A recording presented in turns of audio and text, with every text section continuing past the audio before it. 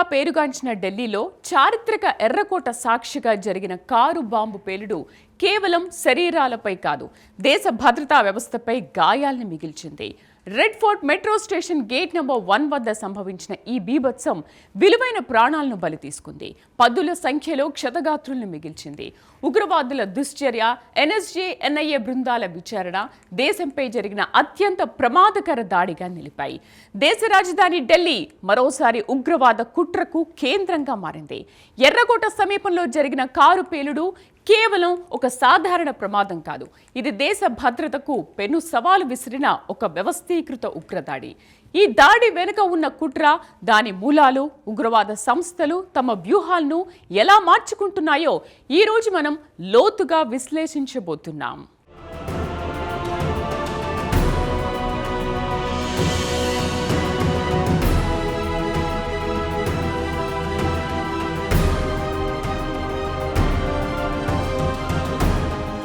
ఢిల్లీలో జరిగిన ఈ పేలుడులో 9 మంది అమాయక పౌరులు ప్రాణాలు కోల్పోయారు. పేలుడుకు ఉపయోగించిన కారు, దాని యజమాని, ఆ తర్వాత జరిగిన దర్యాప్తు దేశ భద్రతా ఏజెన్సీలను దిగ్భ్రాంతికి గురిచేశాయి. ఢిల్లీ పోలీసులు ఈ ఘటనపై UAPA unlawful activities prevention act కింద కేసు నమోదు చేసి దీనిని ఉగ్రదాడిగా నిర్ధారించారు. కానీ ఈ దాడి వెనుక ఉన్న అసలు కుట్ర ఏంటి? ఉగ్రవాద సంస్థ జైషే మహమ్మద్ ఈ దాడిని ఎలా అమలు చేసింది? ఈ ప్రశ్నలకు సమాధానాలు వెతుకుతున్న కొద్దీ మనకు ఒక కొత్త, అత్యంత ప్రమాదకరమైన ఉగ్రవాద వ్యూహం కళ్ల ముందు కనిపిస్తోంది.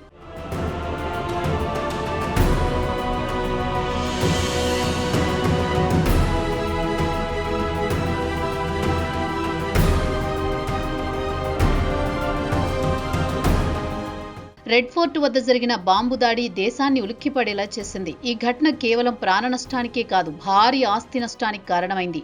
పేలుడు తీవ్రత, విధ్వంసం స్థాయి చూస్తే ఇది ఒక సాధారణ ఘటన కాదని స్పష్టమవుతోంది. ఓ కారులో శక్తివంతమైన బాంబు పేలుడు సంభవించింది. ఈ పేలుడుతో 6 కార్లు పూర్తిగా దగ్ధమయ్యాయి. అలాగే ఆటోలు, ఈ రిక్షాలు మంటల్లో చిక్కుకున్నాయి.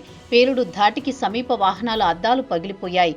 రోడ్డు పక్కన ఉన్న చిన్న షాపులు కూడా మంటల ప్రభావానికి లోనయ్యాయి. దట్టమైన పొగ చుట్టుపక్కల వ్యాపించి ప్రజల్లో తీవ్ర భయాందోళన నెలకొంది.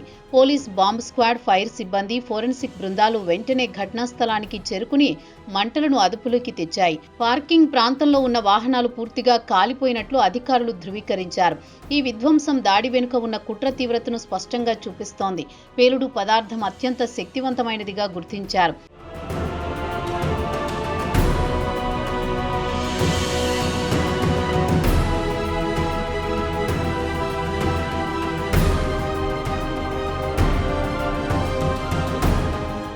ఈ కుట్రలో అత్యంత ఆందోళన కలిగించే అంశమేమిటంటే ఉగ్రవాదులు తమ పద్ధతులను మార్చుకున్నారు. ఇకపై వీరు కేవలం నిరక్షరాస్యులు లేదా నిరుద్యోగులను మాత్రమే కాదు, సమాజంలో గౌరవప్రదమైన స్థానంలో ఉన్న వైట్ కాలర్ ప్రొఫెషనల్స్ ను, ముఖ్యంగా డాక్టర్లను తమ స్లీపర్ సెల్స్ గా ఉపయోగిస్తున్నారు.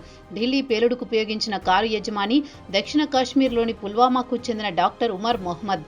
ఒక వైద్యుడిగా సమాజానికి సేవ చేయాల్సిన వ్యక్తి ఉగ్రవాద మాడ్యూల్లో కీలక సభ్యుడిగా మారడం దేశ భద్రతా చరిత్రలోని ఒక చీకటి అధ్యాయం.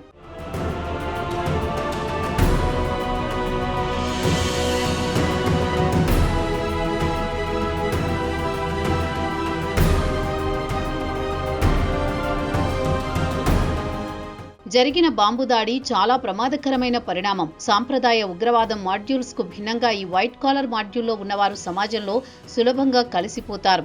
ఒక వృత్తిపరమైన నేపథ్యం కారణంగా వారిపై ఎవరికీ అనుమానం రాదు. డాక్టర్లు, ఇంజనీర్లు, ఐటీ నిపుణులు వీరు తమ వృత్తిని ఒక కవచంగా ఉపయోగించుకుంటున్నారు. ఈ మాడ్యూల్ను జైషే మహమ్మద్ సంస్థ పాకిస్తాన్ నుండి నడుపుతోంది. ఈ కుట్రను ఛేదించడంలో జమ్మూ కాశ్మీర్ పోలీసులు, హర్యానా పోలీసులు కీలక పాత్ర పోషించారు.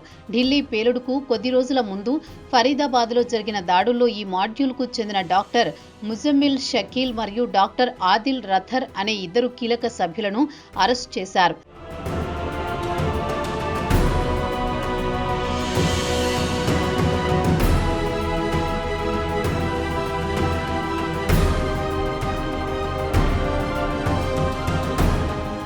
ఢిల్లీ ఎర్రకోట పేలుడు కేసు వెనుక ఉన్న ఫరీదాబాద్ మాడ్యూల్ ఇది సాధారణ ఉగ్రవాద మాడ్యూల్ కాదు, వైట్ కాలర్ టెర్రర్ నెట్వర్క్గా గుర్తింపు పొందింది.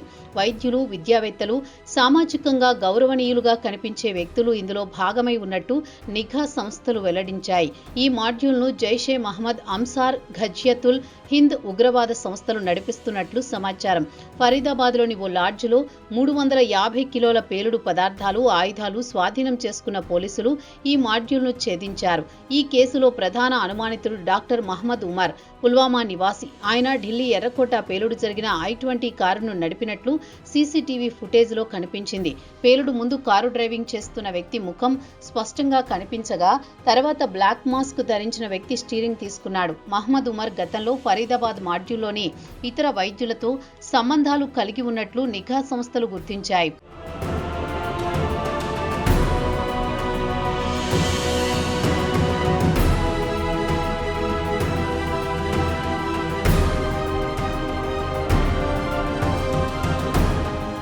రెండు 2900 కిలోల పేలుడు పదార్థాలు. ఇది కేవలం ఢిల్లీలో ఒక చిన్న పేలుడుకు కాదు, దేశంలో అనేక ప్రధాన నగరాలను లక్ష్యంగా చేసుకునేందుకు సరిపోయేంత భారీ కుట్ర.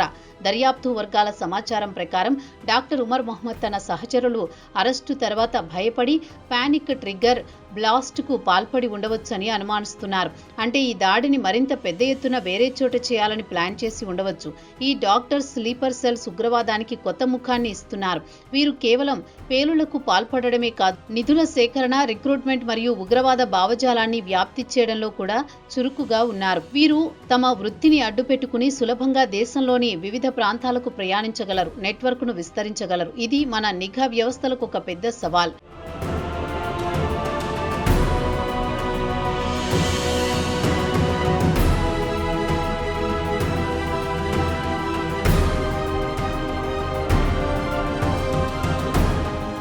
రెడ్ ఫోర్ట్ పేలుడు ఘటనతో ఢిల్లీ భద్రతా వ్యవస్థపై సమగ్రంగా విశ్లేషించాల్సిన అవసరం ఏర్పడింది. దేశ రాజధానిలోని ప్రభుత్వ కార్యాలయాలు, చారిత్రక కట్టడాలు, రవాణా కేంద్రాలు అత్యున్నత భద్రతా ప్రమాణాలతో నడుస్తున్నా ఈ దాడి భద్రతా లోపాలను తెరపైకి తీసుకొచ్చింది. ఢిల్లీలో స్పెషల్ ప్రొటెక్షన్ గ్రూప్ ప్రధానంగా ప్రధాని నివాసం, రాష్ట్రపతి భవన్ వంటి అత్యున్నత స్థాయి ప్రదేశాల్లో పహారా కాస్తుంది. నేషనల్ సెక్యూరిటీ గార్డ్ ఉగ్రవాదుల నివారణకు ప్రత్యేకంగా పనిచేస్తుంది.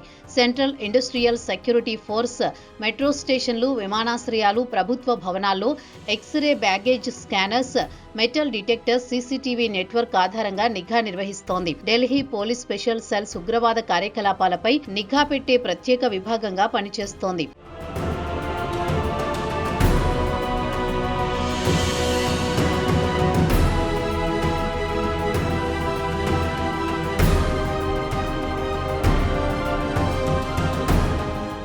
ఉగ్రవాద రూపం మారుతోంది, వ్యూహాలు మారుతున్నాయి. ఇప్పుడు మహిళల విభాగం ద్వారా జేఈఎం సంస్థ కొత్త ముప్పును విసురుతోంది. ఢిల్లీ పేలుడు, white collar terror module, Jamatul Mominat ఏర్పాటు, ఈ 3 అంశాలు మన దేశ భద్రతకు తీవ్రమైన సవాళ్లను తెచ్చిపెడుతున్నాయి.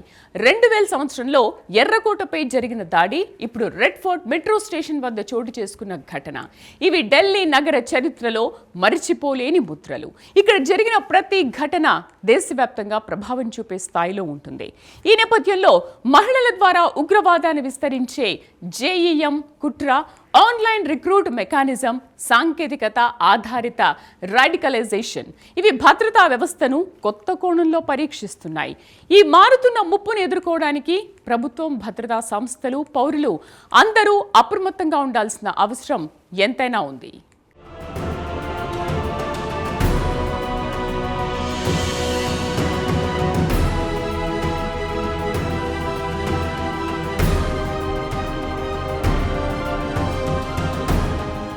ఉగ్రవాద సంస్థలు తమ వ్యూహాలను మార్చుకుంటున్న తీరులో మరో కీలక అంశం ఉంది.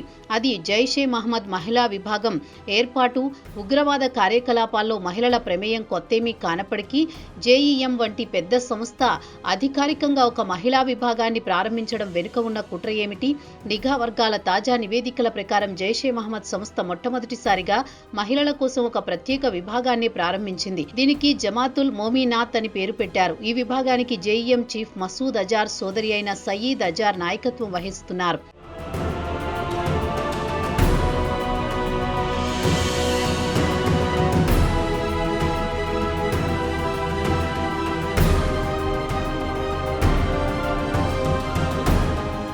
మహిళలను ఉగ్రవాదంలోకి లాగడం జేఈఎం యొక్క కొత్త అత్యంత ప్రమాదకరమైన వ్యూహం. మహిళలు సాధారణంగా తనిఖీలలో అంతగా అనుమానించబడరు. వారు స్లీపర్ సెల్స్ గా, సందేశాలను చేరవేసేవారిగా లేదా ఆత్మాహుతి దళ సభ్యులుగా కూడా ఉపయోగపడవచ్చు. ముఖ్యంగా ఆన్లైన్ జిహాదీ కోర్సు ద్వారా వారు సుదూర ప్రాంతాల్లో ఉన్న మహిళలను కూడా సులభంగా ప్రభావితం చేయగలుగుతున్నారు. ఇది సాంకేతికతను ఉపయోగించి ఉగ్రవాదాన్ని విస్తరించే ప్రయత్నం. ఢిల్లీ పేలుడు, వైట్ కాలర్ టెర్రర్ మాడ్యూల్ మరియు జేఈఎం మహిళా విభాగం ఏర్పాటు, ఈ 3 అంశాలు మన దేశ భద్రతకు కొత్త సవాళ్లను విసురుతున్నాయి.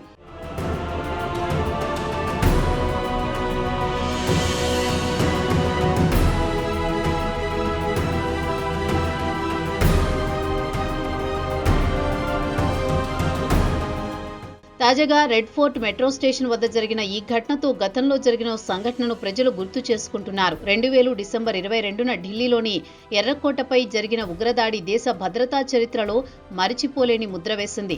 లష్కరే తోయిబా ఉగ్రవాదులు జరిపిన ఈ కాల్పుల దాడిలో 3 ప్రాణాలు కోల్పోయారు. 2 ఉగ్రవాదులు కోట ప్రాంగణంలోకి చొరబడి 7వ రాజ్పుతానా రైఫిల్స్ సైనికులపై విచక్షణారహితంగా కాల్పులు జరిపారు. ఈ దాడిలో 2 సైనికులు, 1 పౌరుడు ప్రాణాలు కోల్పోయారు. ఈ దాడి భారత్, పాకిస్తాన్ మధ్య శాంతి చర్చలను భగ్నం చేయాలనే లక్ష్యంతో నాడు జరిగినట్లు అధికారులు పేర్కొన్నారు. దర్యాప్తులో ప్రధాన సూత్రధారి పాకిస్తాన్ జాతీయుడు మహమ్మద్ ఆరిఫ్ అలియాస్ అష్ఫాక్ ను అరెస్ట్ చేశారు.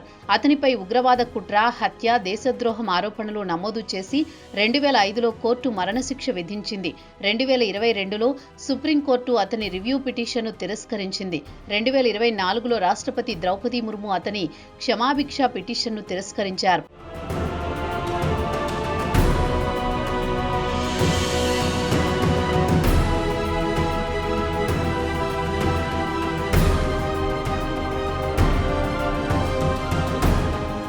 ఈ సవాళ్లను ఎదుర్కోవడానికి మన భద్రతా ఏజెన్సీలు తమ పద్ధతులను మార్చుకోవాలి. కేవలం సాంప్రదాయ నిఘా సరిపోదు. ఆన్లైన్ కార్యకలాపాలపైన, ముఖ్యంగా తుఫత్ అల్ ముమీనాత్ వంటి కోర్సులపై కఠినమైన నిఘా అవసరం. స్థానిక సమాజంలో, ముఖ్యంగా విద్యా సంస్థలు, వృత్తిపరమైన సంస్థలలో రాడికలైజేషన్ జరగకుండా అవగాహన కల్పించాలి. జమ్మూ కశ్మీర్, ఢిల్లీ, హర్యానా వంటి రాష్ట్రాల మధ్య నిఘా సమాచార మార్పిడి మరింత వేగవంతం కావాలి. ఢిల్లీ పేలుడు ఒక హెచ్చరిక. ఉగ్రవాదం తన రూపాన్ని మార్చుకుంటోంది. తెల్లకోటులో దాగి ఉన్న ఉగ్రవాదులు, ఆన్లైన్ ద్వారా రిక్రూట్ అవుతున్న మహిళా విభాగం, ఈ కొత్త ముప్పును ఎదుర్కోవడానికి ప్రభుత్వం, భద్రతా ఏజెన్సీలు, పౌరులు అందరూ అప్రమత్తంగా ఉండాలి.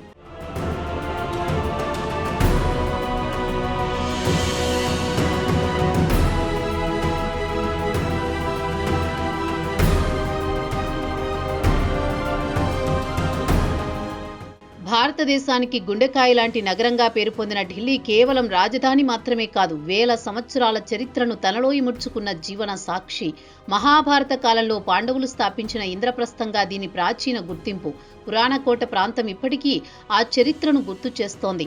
తరువాత షాజహానాబాద్గా మొఘలుల పాలనలో ఢిల్లీకి కొత్త రూపం వచ్చింది. ఎర్రకోట, జమా మసీదు, కుతుబ్ మినార్, హుమాయూన్ సమాధి వంటి చారిత్రక కట్టడాలు ఈ నగరానికి శిల్ప సౌందర్యాన్ని, చారిత్రక విలువను అందించాయి. నేడు న్యూఢిల్లీ కేంద్ర ప్రభుత్వానికి ప్రధాన వేదిక. రాష్ట్రపతి భవన్, పార్లమెంటు, సుప్రీంకోర్టు, విదేశీ రాయబార కార్యాలయాలు ఇక్కడే ఉన్నాయి. కన్నాట్ ప్లేస్, చాందినీ చౌక్ వంటి మార్కెట్ ఢిల్లీని ఆధునిక వాణిజ్య కేంద్రంగా మార్చాయి.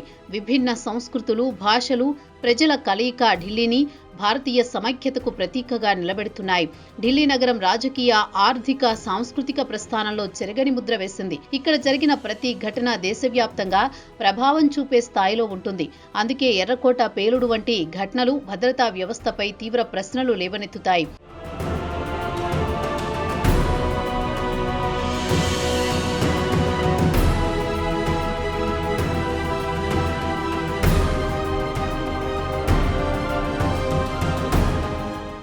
ఎర్రకోట సమీపంలో జరిగిన దాడితో దేశ భద్రతా వ్యవస్థను ప్రక్షాళన చేయాల్సిన అవసరాన్ని స్పష్టంగా చూపిస్తోంది. కేంద్రం ఇప్పటికే యూఏపీఏ కింద కేసు నమోదు చేసి దర్యాప్తును ఎన్ఐఏ, ఎన్ఎస్జీ బృందాలకు అప్పగించింది. కానీ దీన్ని తాత్కాలిక చర్యలకే పరిమితం చేయకుండా దేశవ్యాప్తంగా సెక్యూరిటీ ఆడిట్ నిర్వహించాలి.